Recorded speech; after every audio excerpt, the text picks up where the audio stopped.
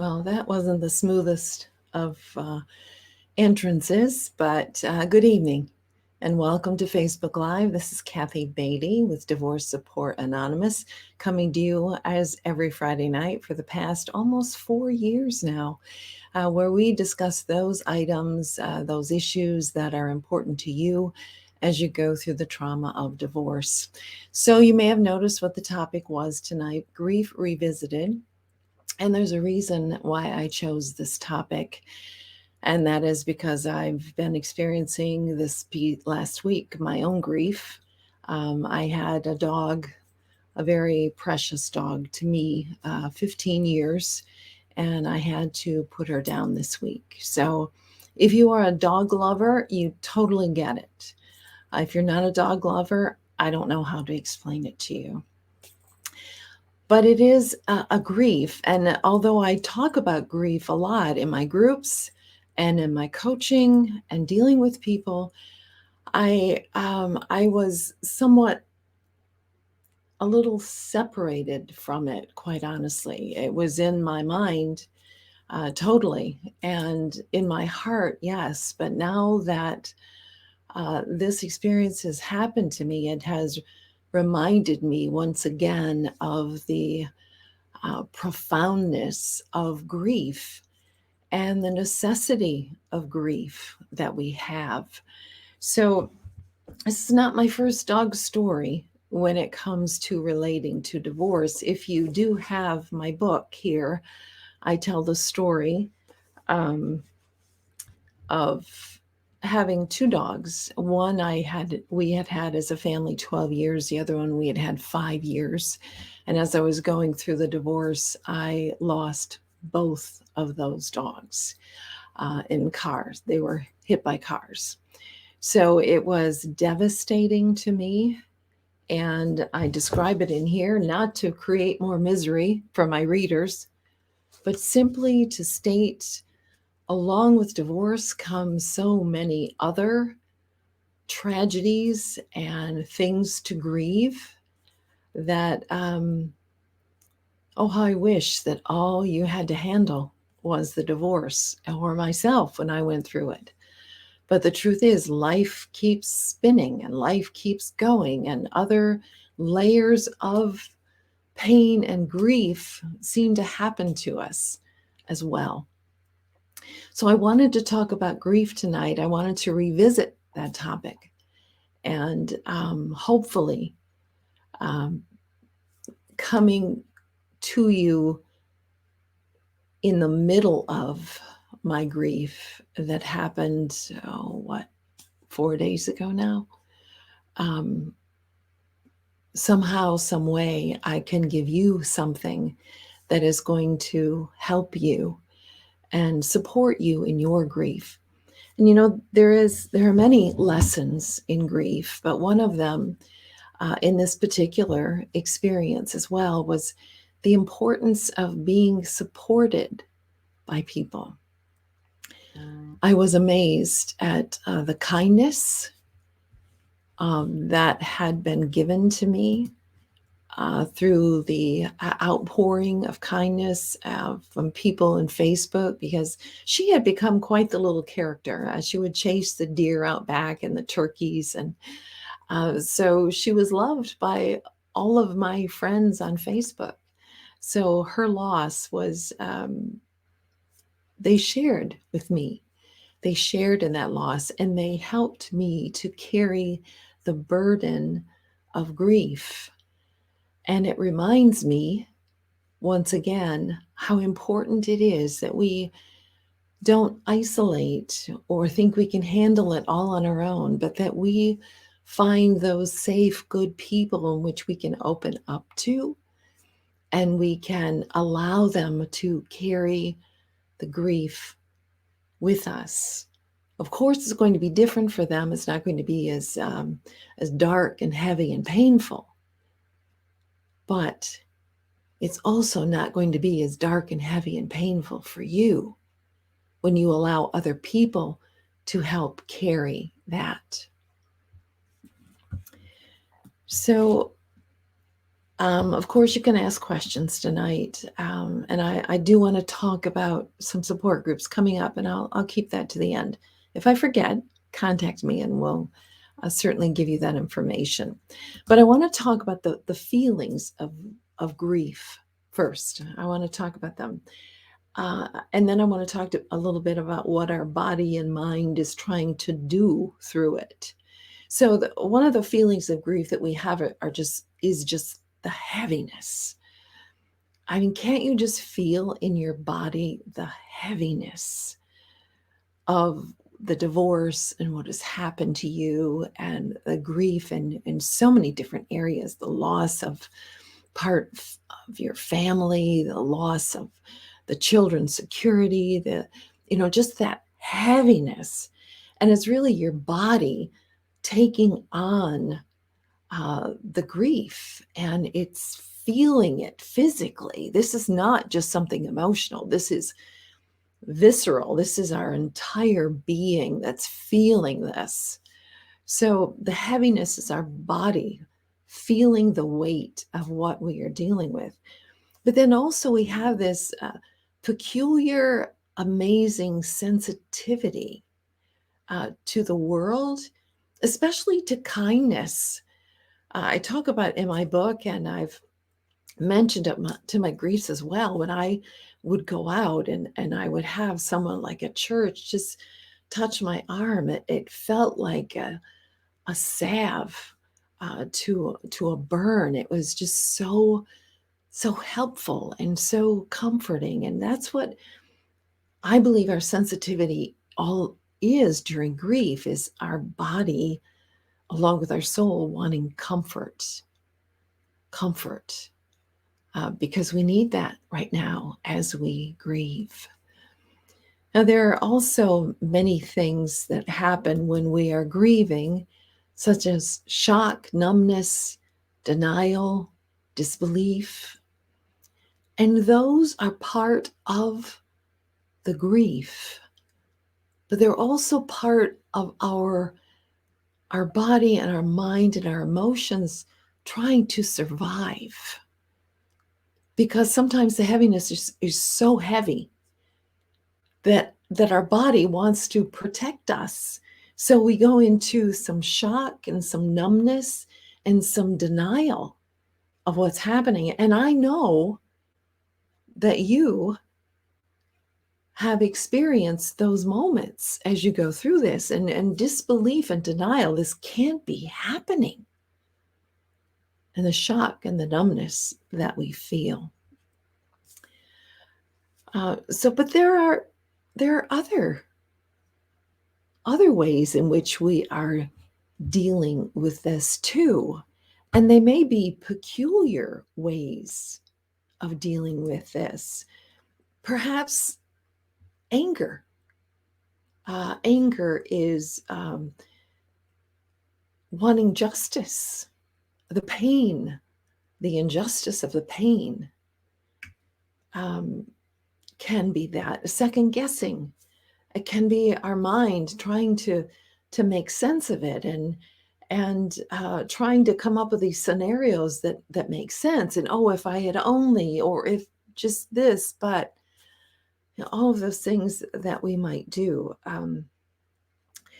Negative thoughts.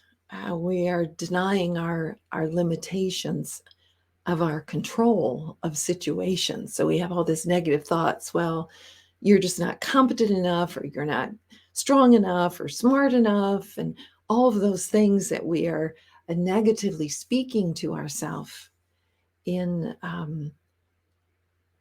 trying to control what we can't control. And then, of course, blame, we're going to transfer out because we don't want to accept or deal with the grief. So we're going to send it out, or transfer it out, or blame someone, or lash out. When really we're just tearing up inside, and we don't know what to do with this grief. And then, of course, shame. We are denying, again, our limitations, and taking upon ourselves all of the responsibility of what has happened. And it's not that simple. I wish it were, but it's simply not that simple. So there was something else in losing my dog. Her name was Kitty. She was a Yorkie. She was 4.5 pounds. Something else that, as I was communicating with my daughter on this morning, I told her I felt sometimes a sense of panic in my grief. And that is, again, we want to deny it. We don't want to accept it. We want to control it, or just we're trying to figure it out. And maybe I'm presenting it very disjointed, but in fact, it is disjointed. Grief is never neat or one step, 2 step, 3 step. It's not. It's messy. It's messy. So one of the verses that I actually have on my desk, because I find great comfort in this, it's right here. It says, "The Lord is close to the brokenhearted, and he saves those whose spirits are crushed." And I have this on my desk because of working with many of you, because I want to be reminded that the goodness of God is near, and he cares, and he's close to you. Now, whether you accept him into your grief or not, that's your choice. God never forces himself into your grief, but he does, and he is close to you. And he saves those whose spirits are crushed, because God never, ever wants our spirits to be crushed. When I think of grief, I also think of the tenderness of who God is and how he longs to be our comfort, our direction, our guide. I find great comfort in knowing that, and confidence in knowing that he is near at your grief. He doesn't turn away, does not turn away. So now I want to talk about how to help yourself as you are grieving. How do you help yourself? First of all, I tried to identify the feelings of grief so you could identify with them and relate to them, because you cannot help what you're not aware of.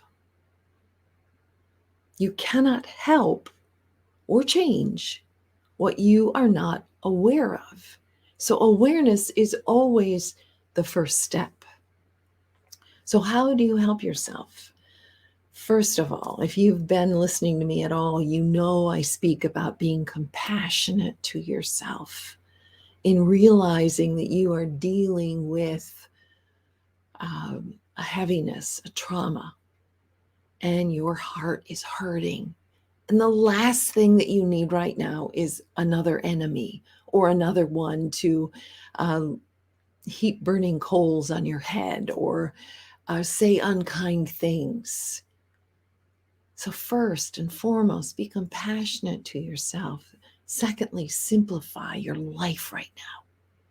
You are grieving. I know there's things you have to take care of, but how can you simplify? Say no to the extra things. Keep it minimalistic. Simplify your life because it's too complicated as it is. So simplify your life. Give yourself permission to grieve. Seriously, we're all going to grieve differently. What does that mean? And maybe you just didn't grieve in your family of origin. Maybe mom and dad said, buck up. Pull yourself up by your bootstraps. Be strong, be tough. Don't admit that you're hurting or tearing up inside or that your heart's torn in two. Grieving is not a weakness. And we've got to get over that mindset that grieving is a weakness. Grieving is a part of being human. And if you don't do it, you're only hurting yourself in the long run. Talk, talk, talk, talk. Talk out loud. Find your support group. Find those people who will listen to you. Healthy, strong people who will listen to you. Don't withdraw. Do not withdraw or isolate. You need community. Breathe. Seriously, because when we are stressed, we breathe real shallow. Our body needs those deep breaths to engage our brain so we can think and make decisions more clearly. Savor the little things. Use that sensitivity that I was talking about to savor little things. A good cup of coffee, a hug from a friend, kind words. I had so many kind words given to me from people on Facebook who knew virtually my little dog. Keep moving, keep moving. Whether that's a workout, whether that's a walk, keep moving, because again, that makes your brain think more clearly. List, journal, write it out. Not only what you're feeling, the hard, difficult feelings, but also list those things that you are grateful for. The taste of coffee, color. I was thinking as I was driving today to a meeting that, it's one thing that God designed the world so big and beautiful, but it's also another thing that He designed our bodies so that we could experience it. Imagine having a beautiful landscape and not being able to see it. But God designed our bodies to experience it. So look for those small things in which you can begin to experience and be grateful for them. So grief is hard. It's happening now. Whether you know it or not, if you're going through divorce, especially in the early stages, it's happening. The important thing is how you're handling it. And I want to share another verse, because when I talk about grief, and I shared this one with you, that the Lord's close to the brokenhearted. But as I was talking about grief, the verse came to mind in Isaiah about He is acquainted with grief. So He was despised and rejected. And this was Isaiah in the New Testament prophesying and explaining in great detail the crucifixion of Christ and God coming to earth and being Emmanuel with us and experiencing all that we have experienced. So it talks in Isaiah, He was despised and rejected, and he definitely was. So He can relate to where you might be in that rejection. A man of sorrows, acquainted with the deepest grief. Acquainted. He knew it. He knew it. And this is the part that I want to focus on. It talks about in the book of Isaiah that we turned our backs on Him and looked the other way. And other versions say we hid our faces. And I think about how incredibly painful it is that when you're grieving, that people would turn away from you. And if that is happening to you, I want you to know in the deepest, most profoundest, truest way that Christ understands your grief as it is now, and also those reactions that you may be experiencing to your grief. because everyone turned away from Christ. So if you want to know someone who can relate to exactly where you're at, whatever that grief is, if that grief is not even related to the divorce, Christ gets it. Jesus understands it intimately. Intimately. I hope that you have support as you go through grief. That's exactly what this program is all about. I do not want you to be alone going through divorce. I hope you have the support, but it may take that you get out and you request that support, that you request that help, that you not feel that you have to go through this grief alone. It is miserable, miserable. And the tearing of your heart, which I have felt this week because of my beloved little dog who filled a place in my heart incredibly, is now gone. I needed support through that. You need support through that. My kids rallied around me. They sent this to me of me and my dog, had it made into a little plaque to send, and flowers. And my prayer, and I hope that you're getting that love and comfort that you need going through grief. But it may be that you are the one who has to step out to get that support that you need. January 11th, I know it's passed. My groups are open. We've only completed 1 week. We've got an online group that started last week. They're open. You wanted to come on day 10, you could do that. Get the support you need. Do not grieve this experience alone. This is Kathy Beatty, Divorce Support Anonymous, being your guide every step of the way through the trauma of divorce.